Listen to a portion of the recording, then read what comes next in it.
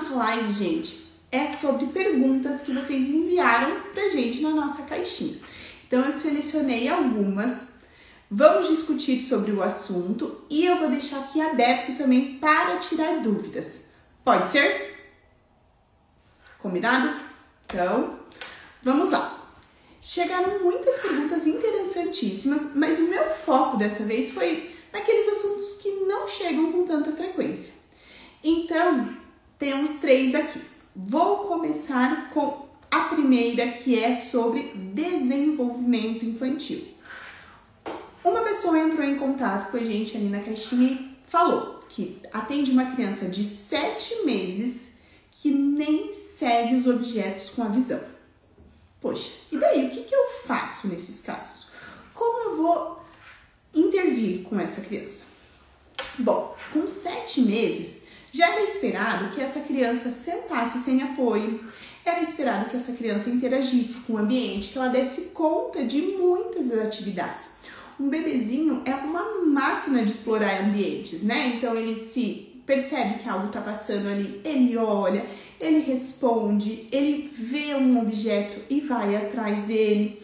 Ele já tem muitas habilidades motoras, então com 7 meses a criança já passou até pela fase de ficar em decúbito ventral, de vencer a gravidade, já senta sem apoio, já iniciou a introdução alimentar. Olha o tanto de coisa que é esperada numa criança com desenvolvimento sensorial, desenvolvimento cognitivo típico. Se essa criança com 7 meses não dá conta nem de seguir os objetos, eu vou precisar ir nessa base. Não adianta eu colocar a criança para ficar sentada com apoio, concorda? Eu preciso favorecer toda a construção. Lembrem-se que o sensorial ele é a base para o desenvolvimento de habilidades mais complexas. Então, eu vou colocar essa criança em decúbito ventral. Eu vou favorecer esse ambiente para que ela olhe para as figuras. Você vai trabalhar muitas vezes com todas aquelas questões de figuras com grandes contrastes de cor. Então, branco e preto, vermelho e verde, né? Trabalhar com o amarelo. Trabalhar com essa criança, primeiro que ela perceba essas questões ali do ambiente. Que ela perceba as questões de convite para a ação. E trabalhar com vestibular, proprioceptivo e também com as informações táteis de uma forma aprimorada. Você vai precisar olhar essa criança, quanto tempo ela consegue ficar de barriguinha para baixo, como que eu posso ajudar caso ela não mantenha essa extensão contra a gravidade por muito tempo.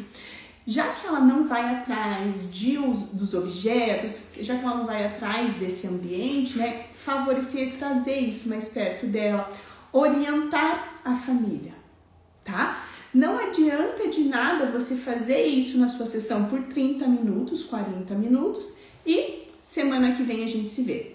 As famílias, elas precisam ser orientadas. A estimulação, ela é indispensável para com que a gente consiga atingir os objetivos, ainda mais nessa faixa etária, tá? Outro ponto importante em relação a essa criança, o que já foi avaliado? Essa criança está sendo assistida por outros profissionais? Ela tem a visão preservada? Ou ainda não se sabe? Vá atrás dessas informações e oriente aos pais quais profissionais ele precisa buscar. Acredito sim, né, que o pediatra já está muito atento, se ele já chegou para o terapeuta ocupacional é porque existe uma equipe por trás disso tudo, mas não tente abraçar tudo, né? Terapeutas ocupacionais não são os profissionais que operam milagre em todas as situações. Existe o nosso limite da nossa prática profissional, né? Nós não podemos abraçar tudo. Tá? Que fique muito firme isso para você, colega que mandou essa pergunta. Outro ponto em relação a essa criança. Como que você posiciona ela no dia a dia, tá? Essa criança, ela precisa de um ambiente que favoreça esse posicionamento, que dê conta desse ganho de habilidade, já que ela não faz isso por conta própria. Fechado? Alguém tem alguma dúvida sobre isso de uma criança de 7 meses que nem segue objetos? Ou posso pular para a próxima pergunta? Espero aqui o feedback de vocês.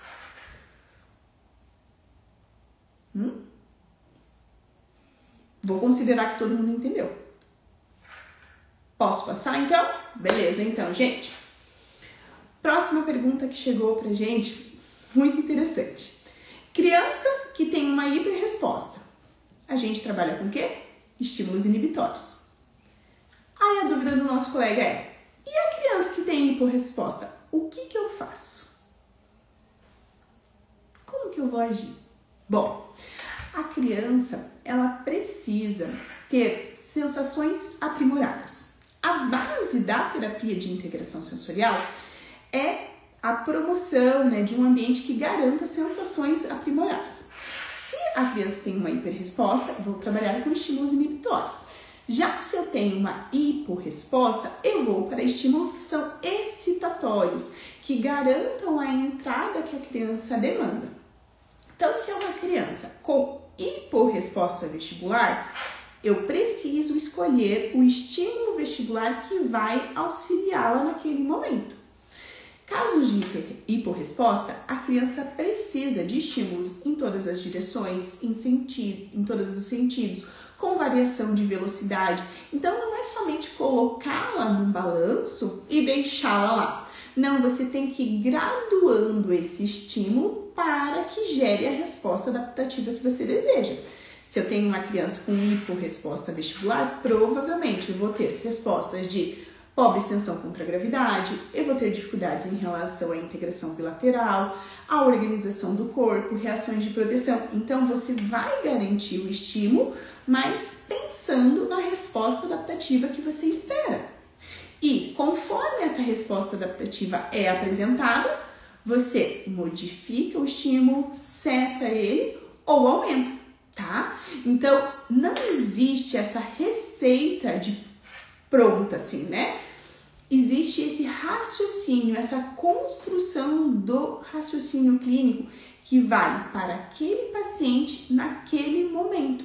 O mesmo quadro de disfunção de integração sensorial, mesma apresentação de hiporresposta, ela pode se manifestar de formas diferentes de acordo com a criança e o impacto que ela tem no dia a dia também vai ser diferente. Então, o ajuste do raciocínio clínico é muito difícil nessas situações. Mas você precisa ter toda essa base teórica, todo o conhecimento sobre análise de atividade, tá? Você vai ter que ter todo o seu conhecimento sobre desenvolvimento infantil. De novo, gente, integração sensorial não é um balanço na sala para que a criança vá lá. Não é o local de descanso. Não é o local de brincadeira com um tom mais que a gente ouve, né? Que não é muito legal. Não. A sala de integração sensorial é um ambiente projetado para garantir a sensação aprimorada. Só que ela depende do raciocínio clínico do terapeuta ocupacional. E esse terapeuta ocupacional tem uma responsabilidade muito grande em fazer os ajustes, em adequar o ambiente e graduar a sua prática clínica, tá bom? Alguma dúvida sobre esse ponto de hiporresposta vestibular? Hiporresposta de modo geral? Não? Vou contar uma curiosidade para vocês. A hiporresposta, ela enquadra-se ali nas questões de modulação sensorial e também a gente fala das dificuldades de percepção que impactam na parte motora, nas habilidades, né? O livro, né, a nossa grande referência atual, fala que é muito difícil às vezes separar esses dois quadros, se é só modulação ou se também é um quadro de discriminação, e que isso não é necessário tanto preciosismo, porque o tratamento vai ser basicamente o mesmo, garantir respostas aprimoradas. O que vai modificar é o seu raciocínio clínico, certo? Posso considerar ok? Partir para a próxima pergunta? Então, a próxima pergunta que é outro quadro que eu quero aqui que vocês me falem se acontece naquele... só um pouquinho, gente. Antes de avançar, a Flávia perguntou: o que acha da dieta sensorial para orientação da família? Eu acho... vou construir aqui a minha resposta de uma forma que não gere dúvidas.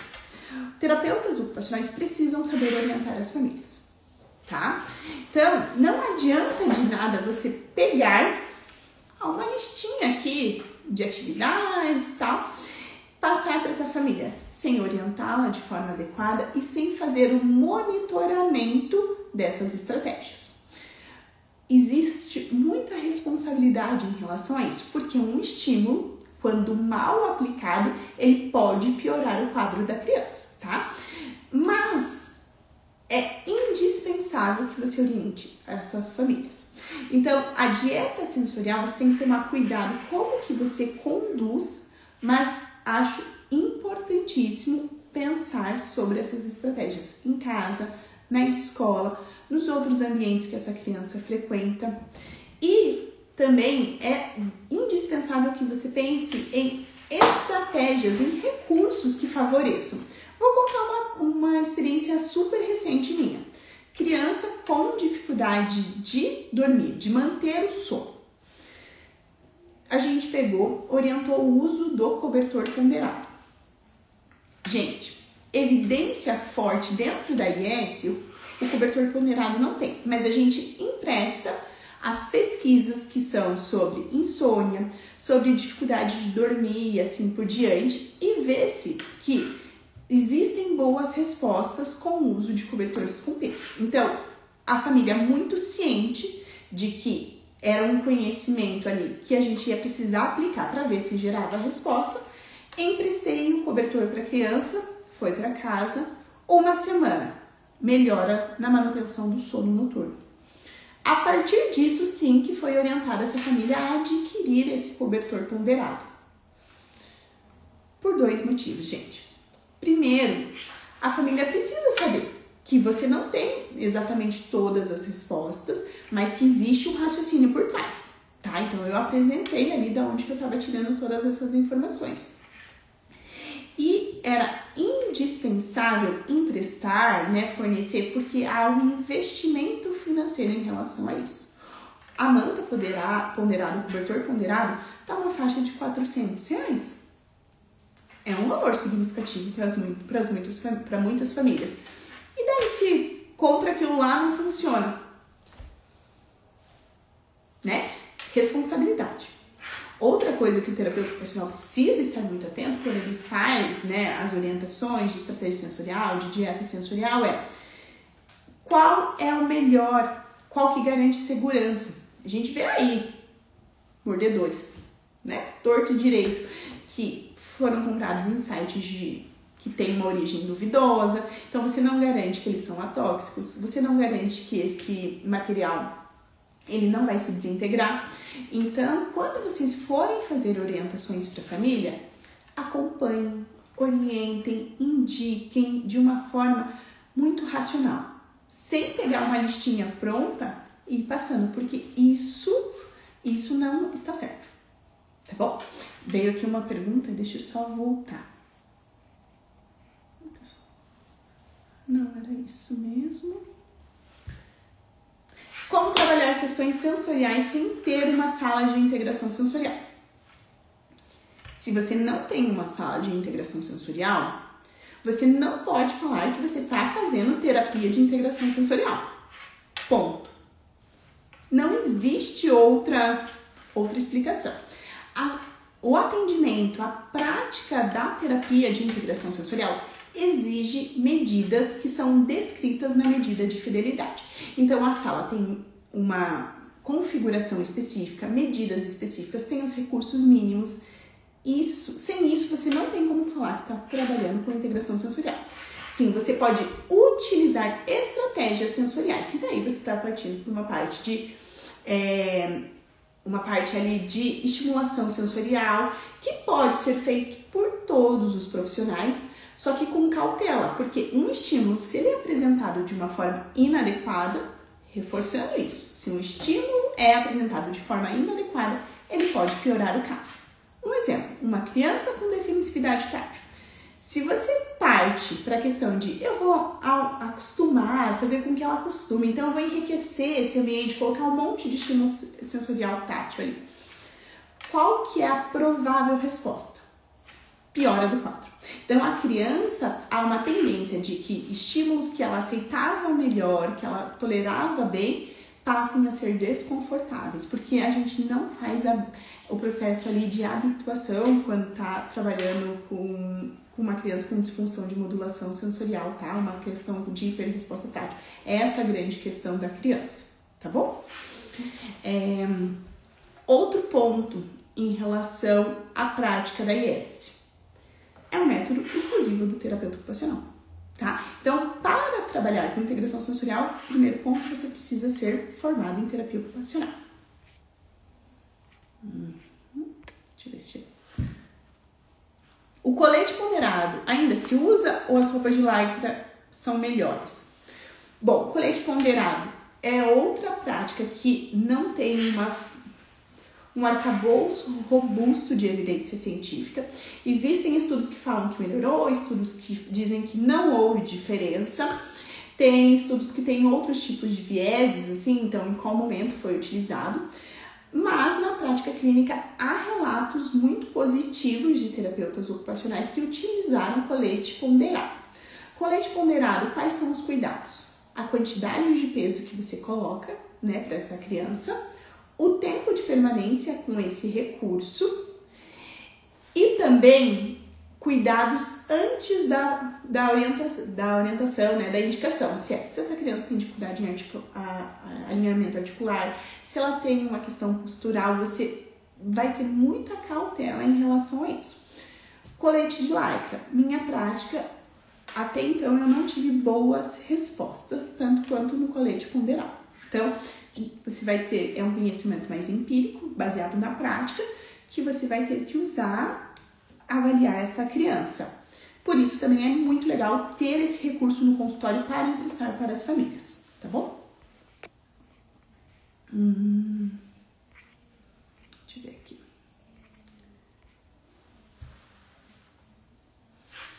Por parte de outras. Tá, vamos lá. É um moço, né, que falando que ele é terapeuta ocupacional e parece que somente as mulheres são capazes de ser TO. Vejo muito preconceito por parte de outras profissionais mulheres, uma pena. Olha, majoritariamente somos mulheres mesmo na terapia ocupacional, mas temos vários colegas que são terapeutas ocupacionais e que fazem um trabalho brilhante. Um amigo nosso que formou comigo, né, e com as meninas aqui do consultório, o Elton, ele é terapeuta ocupacional, trabalha com integração sensorial e faz um trabalho incrível. Então, se vocês tiverem curiosidade, vão conhecer o Instagram dele também. Tempo, agora a Mariana falou, tá? Qual o tempo de indicação por dia do colete ponderado? A gente não pode ficar muitas horas, você tem que observar a resposta da criança e os estudos que trazem melhor resultado, né, melhor evidência, são aqueles que mostraram o uso do colete durante atividades que exigiam maior concentração. Então, durante a execução da tarefa, colocar a criança ali o dia inteiro não é recomendado, mas não há um consenso sobre o tempo, você também vai ter que observar a criança que você indicou, tá bom?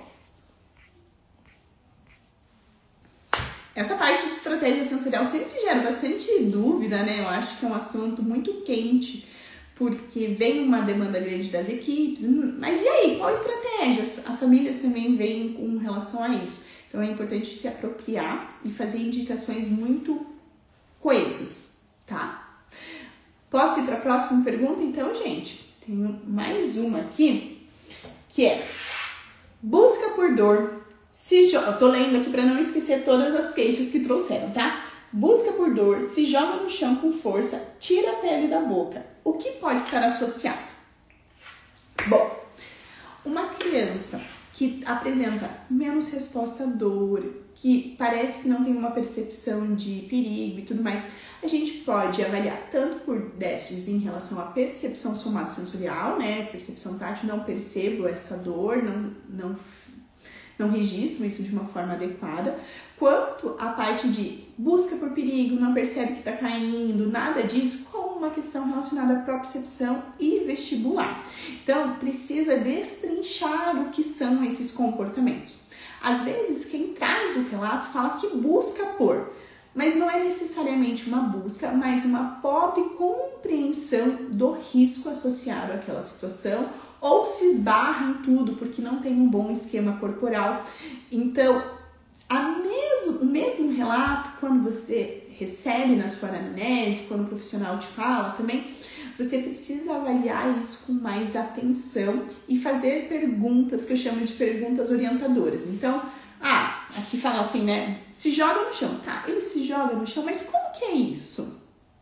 Aí podem falar assim, ele tá ali brincando e de repente ele cai com tudo. Tá se jogando. Será que ele tá se jogando ou é uma criança que não consegue organizar muito bem o corpo? Fica tirando a pelinha. Tá se incomodando com aquilo? Ou a sensação é tão ruim para ele que ele prefere tirar do que ficar com aquela pele na boca, tá? Precisa limpar a informação, gente. Não existe o checklist na integração sensorial. Seria, assim, maravilhoso se a gente tivesse a resposta para tudo, né? Mas isso não existe mesmo e vai demandar o seu raciocínio clínico. Com esses relatos que esse colega me trouxe, eu pensaria numa criança com uma dificuldade importante em relação à discriminação somatosensorial e vestibular. Aí você tem que ver também as outras queixas relacionadas ao desempenho ocupacional. Poxa, é uma criança que não dá conta de se vestir sozinha, é uma criança que não consegue recortar, que tem integração bilateral ruim, que o planejamento motor baseado em feed-forward também é muito difícil. Então, isso vai trazendo mais recursos para que você chegue a um diagnóstico mais certeiro, tá? Chegar mais perguntas aqui, deixa eu ver. A ecolalia, a Cristiane perguntou, né? A ecolalia vocal pode ser uma desregulação sensorial? Bom, a ecolalia ela pode ter diversas funções e também pode ser uma manifestação de que a criança não está muito bem organizada, assim como as estereotipias, tá? Motoras. Então, pode ser isso sim. Daí, de novo, qual que é a correlação com o caso? Se você é terapeuta ocupacional, pense dentro dos padrões de disfunção daquela criança se faz sentido. Se você é mãe ou responsável, converse daí com o terapeuta ocupacional. E esse mesmo comportamento, né, de ecolalia, ele pode ter mais de uma função. Ele pode ser a manifestação de uma desorganização, ele pode ser uma tentativa de comunicação. Então, precisa avaliar com mais atenção mesmo. Bom, gente, temos 5 minutos. A nossa live programada hoje era de meia hora. Mandem aqui as perguntas. Temos ainda um tempo reservado só para vocês, dentro da rotina aqui do consultório. Deixa eu acompanhar.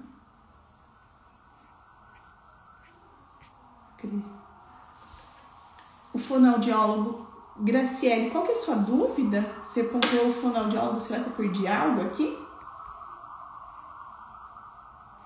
Consultar o fonoaudiólogo. Entendi. Realmente, consultar o fonoaudiólogo. Gente, o tratamento é sempre muito em equipe. Aqui mesmo no Sensory, a gente tem uma aproximação muito grande com os outros profissionais. Então, eles ajudam a gente em toda a questão e a gente também vai nessa colaboração de favorecer.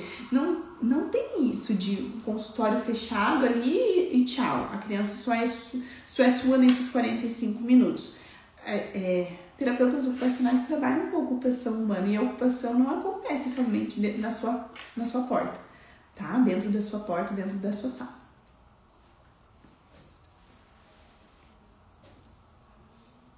Eu entendi depois, Graciele, desculpa, tá? Naquela hora. Mas sim, eles trabalham. E que bom ter fonoaudiólogos aqui com a gente.